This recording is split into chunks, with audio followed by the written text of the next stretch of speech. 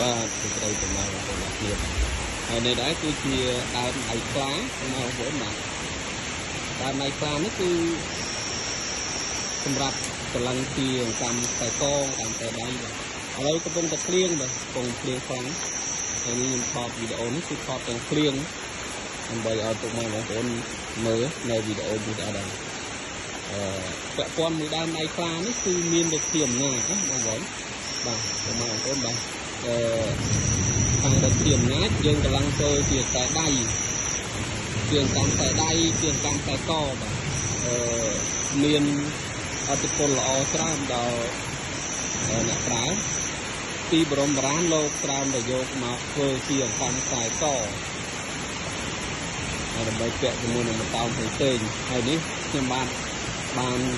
តែមួយដុំនេះទេព្រៃបងប្រុសម្នាក់តែគាត់ទៅលេងនៅខេត្តព្រះវិហារគាត់ឡើងលើភ្នំស្បែកហើយក៏គាត់បានកាត់នៅបញ្ញាហ្នឹងសន្តោសបងប្អូនបាទសន្តោសទៅតាមបងប្អូនគ្នាមួយរយៈហ្នឹងខាននិយាយវីដេអូយូរត្រូវខានថតវីដេអូ YouTube យូរចង់រឹងមាត់គាត់កាត់យកមកផ្ញើបាទអញ្ចឹងទៅខ្ញុំក៏ធ្វើវីដេអូចែកជូនដល់ពុកម៉ែបងប្អូនអរគ្នាដើម្បីមើលនៅវីដេអូនេះដើម្បីបាននៅបទពិសោធន៍មួយក្នុងការធ្វើនៅរបស់របរប្រើប្រាស់និងគោរពបូជាដើម្បីឲ្យមានបរិយាស្រីដល់យើងគ្រប់គ្នាណាបាទហើយនេះ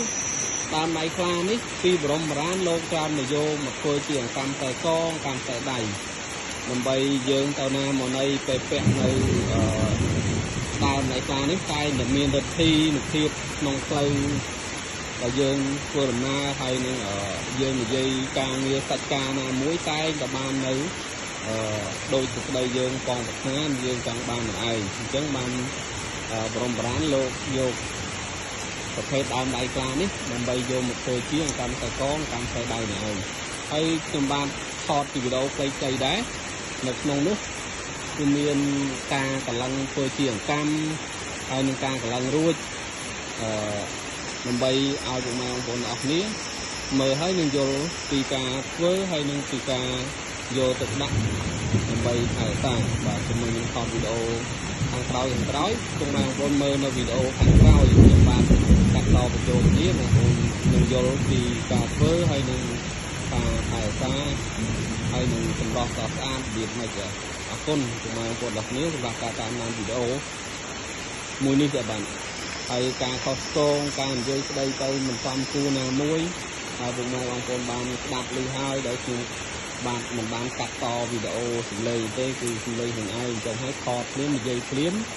ច្រើនតែពាក្យសម្ដីរាំងរឹងបន្តិចបាទហើយសូមអរគុណទៅទាំងអស់គ្នាសម្រាប់ពុកម៉ែបងប្អូនអរគ្នាផងដែរបាទអរគុណច្រើនបាទ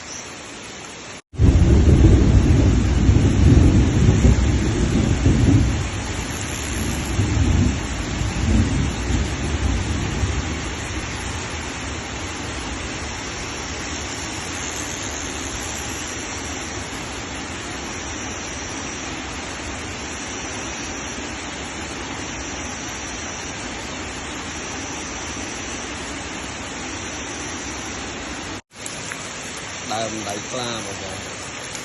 គឺដើមដៃខ្លាបាទស្អាតហើយនេះយើងអត់ទាន់ទេឥឡូវបងភ្លៀងឥឡូវយើងឲ្យតាមទឹកតាមប៉ុណ្ណឹងនៅដើមដៃខ្លាបងប្អូន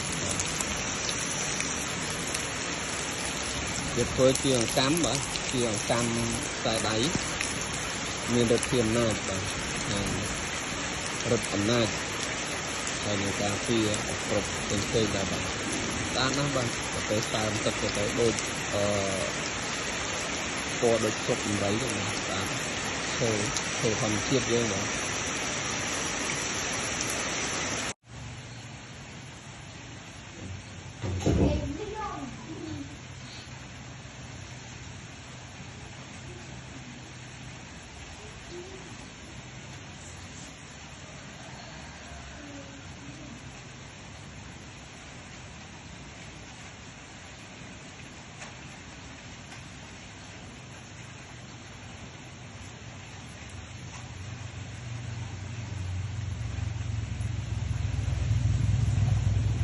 thôi thôi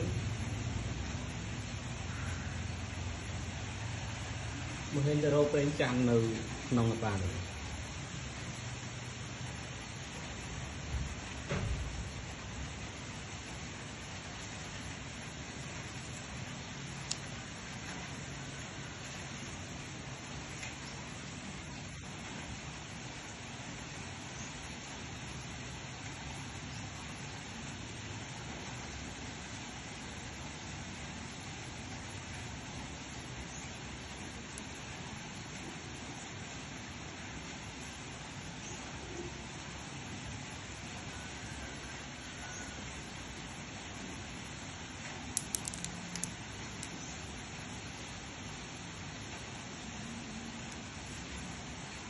khơi bên chăn ấp rồi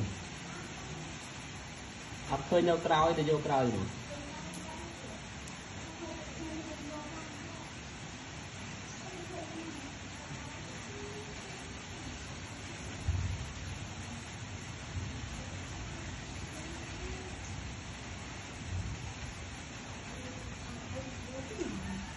vô ấy ta bị tận lẹ mà là vô ở đâu nó lơ vô ấy ta tận lẹ không đâu